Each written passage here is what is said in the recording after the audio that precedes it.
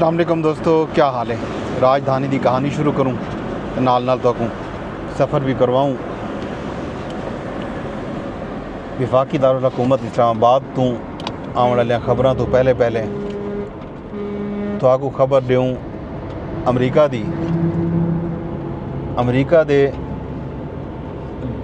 दारुल हुकूमत अमरीका की राजधानी वाशिंगटन तो खबर आई है वीज़ा रजीम के हवाले नाल। वीज़े के हवाले नाल तो याद हो सी खबर आने पियान कि अमरीका जिहड़ा है अफगानिस्तान ते पाकिस्तान समेत दुनिया के कई मुल्कों के उत्ते जिहड़ा है वीज़ा पाबंदियां लावन वेंदा पे। तो इन उत्ते अमरीकी महकमा खारजा का एक बयान जिहड़ा है वो सामने आए। उन्हें वादे किए जो अमरीकी वीज़े के जायजे का अमल मुकम्मल थीवन की डेडलाइन अज कोई नहीं। ये वादे नहीं किया गया जो ये मामले हतमी ऐलान कदा किया वेसी। अमरीकी महकमा खारजा की तर्जुमान टैमी ब्रोस आखे जो वीज़ा अमल ये गाल यकीनी बनाई वेसी जो अमरीका आवन वाले मुसाफिर अमरीकी कौमी सलामती और पब्लिक सेफ्टी वास्ते खतरा ना होवन। आलमी मीडिया के मुताबिक ट्रंप इंतजामिया जिहड़ी है वो कई मुल्कों के उत्ते सफरी पाबंदियां आयद करन ते गौर करनी पई है, जिहदे विच अफगानिस्तान और पाकिस्तान समेत अफ्रीका, एशिया ते ईवन जनूबी अमरीका के भी कई मुल्क जद आ सकते आसन। ये जनाब अमरीका की राजधानी की खबर। वज़ीर आज़म साहब सऊदी अरब के दौरे उत्ते हैं। उन्होंने अपनी उम्र की शहादत हासिल कर दी है। पाकिस्तान ते आलम इस्लाम की सलामती तरक्की ते खुशहाली की दुआई भी मंगी उन्होंने। वज़ीर आला पंजाब मरियम नवाज़ ते नायब वज़ीर आज़म इसहाक डार ते वफद के दूजे लोग भी उन्होंने नाल हैं। उन्होंने भी उम्र की शहादत हासिल कर दी है। हुण भी खबर पाकिस्तानियों वास्ते राजधानी चो ये है जो पाकिस्तान स्टार लिंक वो कंपनी है एलोन मस्क की जिहड़ी दुनिया दे विच सैटेलाइट इंटरनेट सर्विस मुहैया करेंदी है। मतलब तुसां सैटेलाइट के थ्रू इंटरनेट नाल मुंसलिक थी वेंदे हो। उन्होंने पाकिस्तान दे विच NOC घिन दी है। IT दी वज़ीर शिजा फातिमा ख्वाजा जिहड़ा है अज बल्कि उनका बयान आए उनके मुताबिक सैटेलाइट इंटरनेट डिजिटल मुस्तकबिल वास्ते संगे मील है। मुल्क दे विच कनैक्टिविटी विच बेहतरी आसी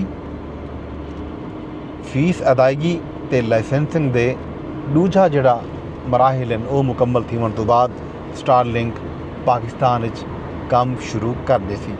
ते ये खबर आवन दे नाल ही पाकिस्तान के जिहड़े सहाफ़ी हैं ट्विटर के उत्ते X के उत्ते एलोन मस्क को टैग भी करेंदे पैन ते पुछदे पैन जो आया पाकिस्तान दे विच स्टार लिंक कदा काम करे सी। ज़ाहिर है पाकिस्तान दे विच इंटरनेट की बंदिश के मसाइल होंदन। कोई भी मौका होवे सिक्योरिटी के बहाने या कई बहाने इंटरनेट बंद कर दिता वेंदे तो ज़ाहिर है स्टार लिंक जिहड़ी है चूँकि सैटेलाइट नाल इंटरनेट आंदी पई हो सी तो उकू बंद करन मुश्किल हो सी। नामुमकिन तो ना हो सी, मुश्किल ज़रूर हो सी। इन तो इलावा वज़ीर ख़जाना साहब आखे जो IMF तो बहुत जल्दी खुशखबरी मिलवे सी जिमें कर्जा खुशखबरी होवे। खुशखबरी का इनाम की सूरत होती है, इमदाद की सूरत च होवे तो खुशखबरी आख सकते हैं कोई ग्रांट रेवन। ये तो कर्जा हो सी जड़ा ज़ाहिर है पाकिस्तानी अपने मेहनत नाल मजदूरी नाल टैक्स नाल वो कर्ज वापस करने वो भी वज़ीर ख़जाना साहब खुशखबरी करार दिते। उन्हें आखे जो IMF नाल गाल मुहाड़ बहुत जल्दी मुकम्मल थी वैसी पाकिस्तान मुआशी नज़म ज़ब्त के जोड़े अहदाफ हैं वो हासिल करेंदा पे खतरे का इंतज़ाम ना करे सूँ तो पायदार तरक्की हासिल ना कर सकसूँ। 2022 के सैलाब की मद $10 अरब इमदाद का जोड़ा वादा है वो किया गया, लेकिन पाकिस्तान उन इमदाद का 1/3 हिस्सा ही हासिल कर सके। क्लाइमेट चेंज फाइनेंसिंग की सलाहियत बढ़ावन की ज़रूरत है। मतलब आलमी बिरादरी 2022 ਦੇ ਸੈਲਾਬ ਵਿੱਚ ਪਾਕਿਸਤਾਨ ਨਾਲ ਜਿਹੜੇ ਅਹਿਦ ਮੁਆਹਦੇ ਕੀਤੇ ਹਨ, ਇਮਦਾਦ ਕਰਨ ਦੇ ਵਾਅਦੇ ਕੀਤੇ ਹਨ, ਉਹਦੇ 'ਚੋਂ ਸਿਰਫ 1/3 ਮਤਲਬ $10 अरब थे तो बमुश्किल $3 अरब ही हासिल नहीं थी सकिया। बी जी वड्डी खबर है हैडलाइन है वड्डी हैडलाइन वो है विफाकी काबीना के हवाले नाल। विफाकी काबीना जनाब अली अपनी तनख्वाही 188% इजाफा कर दिते। वजीर मुमलिकत ते मुशीर की तनख्वाह 5,19,000 रुपए थी वैसी। जराए ये आदन जो विफाकी काबीना सर्कुलेशन समरी के जरिए अपनी तनख्वाह वधावन की मंजूरी दी है। विफाकी वजीर की तनख्वाह में 159% तक इजाफा है। विफाकी वजीर की मौजूदा तनख्वाह 2 लाख रुपए तो वजीर मुमलिकत की 1,80,000 रुपए तनख्वाह है। ये है जनाब खबर आम मजदूर की, आम दिहाड़ीदार की, आम सरकारी अफसर की तनख्वाह वधे ना वधे मार के अपनी तनख्वाह वधवा की दी है। कैबिनेट ने अपनी तनख्वाह के 188% इजाफे की मंजूरी। अंदाज़ा लो ये सूरत हाल। तो ये खबर भी आईयां पैन बल्कि बयान आन कि इस साल बजट के सरकारी मुलाजमें की तनख्वाह की कोई तजवीज़ भी फिलहाल ज़ेरे गौर कोई नहीं। ये सूरत हाल कि सरकारी मुलाजमीन हैं उन्होंने तनख्वाह की तजवीज़ हाली ज़ेरे गौर कोई नहीं।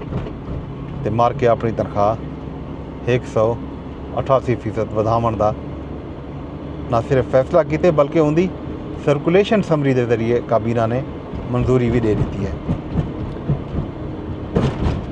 कल कौमी असैम्बली के इजलास के तनख्वाहदार तबके ते टैक्स के बोझ के हवाले नाल भी गाल मुहार थी है। हुकूमत एतराफ़ किए कौमी असैम्बली के तवज्जो दिलाओ नोटिस ते वज़ीर मुमलिकत बिलाल अजहर कियानी आखे जो तनख्वाहदार तबका अपने हिस्से तो वध टैक्स पिया देंदे। हुकूमत की पूरी कोशिश है जो तनख्वाहदार तबके के उत्ते टैक्स का बोझ घटाया वजे। टैक्स नेट वधावन नाल ही तनख्वाहदार तबके के उत्ते जिहड़ा टैक्स का बोझ है वो घट थी सकते। ये हुण टैक्स नेट किवें वधावणे, ये टैक्स नेट वधावन के नारे मौजूदा हुकूमत नहीं लैंदी पई। साकू ताईं समझो रिपोर्टिंग दे विच भी या मीडिया दे विच कम अज़ कम 22-23 साल थी गए, 23-24 साल बल्कि 24 साल 2001 तो गए कि हुण 24-25 साल थिवण वाले हैं। तो 24-25 साल दे विच ये गाल मुसलसल सुनते आते हैं जना भी बजट पेश थी बना होंदे टैक्स नेट वधावन का जिहड़ा ऐलान है ये गाल वध चढ़ के हर कोई करेंदे। टैक्स नेट किवें वधसी, तनख्वाहदार तबके के उत्ते बोझ किवें घटसी, इंदा उपाय इंदा हल कहीं ने कोलो फिलहाल तो कोई कह नहीं। ये है जनाब खैर खबर। तो ईद दे छुट्टियां आने वाले हैं। पाकिस्तान रेलवे ईद खसूसी ट्रेन भी चलेंदी पई है। तो ईद के मौके के उत्ते ट्रेन सफ़र करने वास्ते पाकिस्तान रेलवे 20% रियायत का ऐलान भी किए। ईद के 3 डी जोड़े लोग पाकिस्तान रेलवे के जरिए सफ़र करे सन उन्हें को किराए के 20% रियायत दी वैसी। ये ऐलान महकमा रेलवे की तरफों किया गया।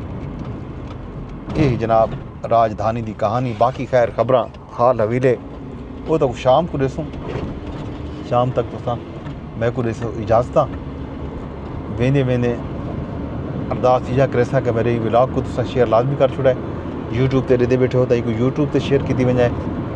तो अगर तुसा फिलहाल मेरा चैनल सबसक्राइब नहीं किया तो वह भी कर छोड़ो, बेल आइकन भी दबा दो ताकि जेड़े वेले भी कोई वीडियो अपलोड थी वे तुहारे ताईं इतला मिल वजे, तो सनीहा मिल वजे, कांठा मिल वजे।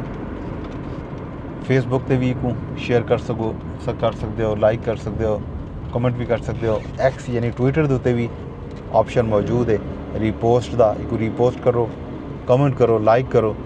शाम तक मैं कोई रसोई इजाज़त रब सोने के हवाले।